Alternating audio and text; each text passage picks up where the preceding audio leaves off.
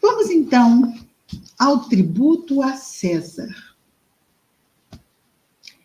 Então, eles estavam assim, decididos a pegar Jesus. Então, armar-lhe armadilhas mesmo era uma diretriz lá que eles decidiram seguir. O que fizeram então? Estamos aqui no capítulo 12, versículo 13 de Marcos. E enviam-lhe a Jesus alguns dos fariseus. Quem enviam? Os homens lá do templo, aqueles que querem prendê-lo. Alguns dos fariseus e dos herodianos.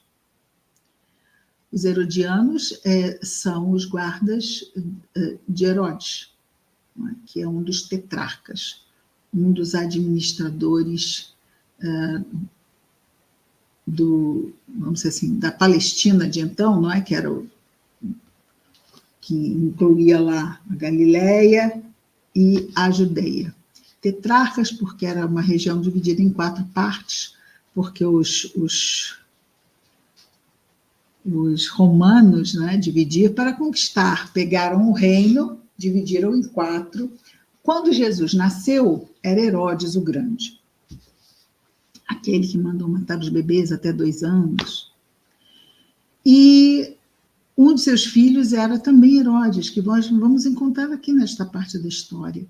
O filho dele, Herodes, foi o que ficou com Jerusalém, o tetrarca responsável por Jerusalém.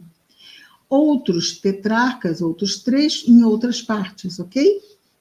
Então, do templo, como o templo fica em Jerusalém, lá fica o tetrarca Herodes. Ele era chefe administrativo, porque os romanos não tomavam tudo, deixavam a administração local por conta do povo conquistado, e também a sua religião se mantinha a mesma. Então, eles eram chefes, tanto religiosos quanto administrativos, os homens do templo, não é? E então, alguns fariseus, que são aqueles que ficam vigiando para ver se os judeus estavam cumprindo com tudo que as tradições e a lei diz lá na Torá, mas naquele tempo, os fariseus eram aqueles que ficavam tomando conta para ver se estava todo mundo fazendo o que tinha que fazer, de acordo com a lei de então dos judeus.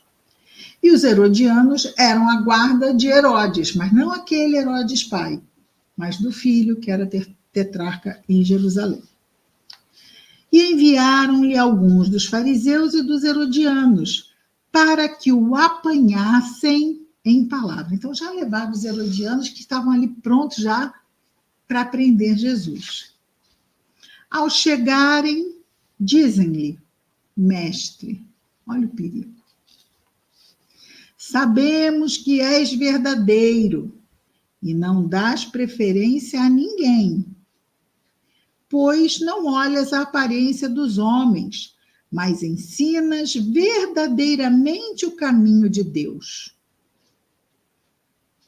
Esse foi o preâmbulo, falso como uma nota de 3. Agora vem a armadilha.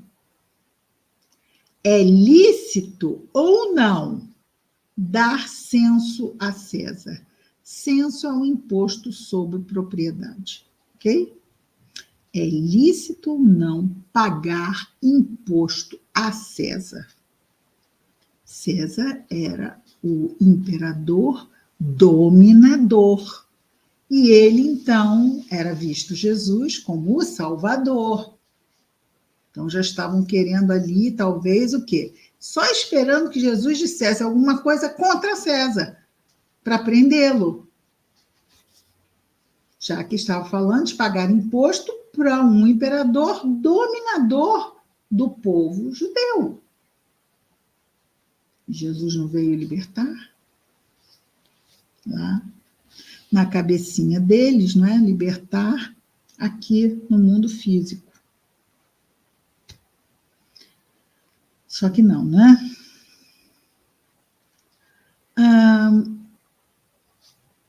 Então, é lícito dar ou não o imposto a César?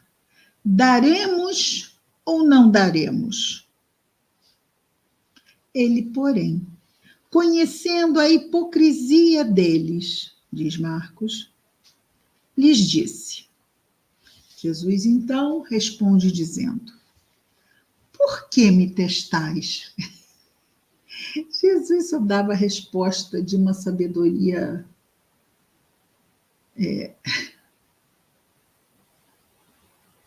solar, sabedoria solar.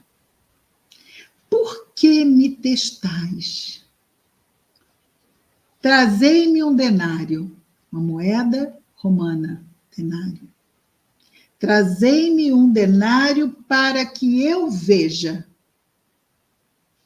Eles trouxeram. E diz-lhes: de quem é essa imagem e essa inscrição? Então, vinha no denário a imagem do imperador, a imagem de César. E a inscrição revelando o nome do imperador, não é? Que aquela era uma moeda do Império Romano. De quem é esta imagem e esta inscrição? E eles lhe disseram: de César. Jesus, porém, lhes disse: restitui a César as coisas de César e a Deus as coisas de Deus. E uma das falas de Jesus, bem antes disso, não é? Eu não vim destruir a lei dos homens, mas dar cumprimento às leis de Deus. Então, Jesus trata do espírito imortal. Jesus é enviado de Deus para libertar e salvar o espírito imortal que somos. E temporariamente aqui estamos nesta dimensão material.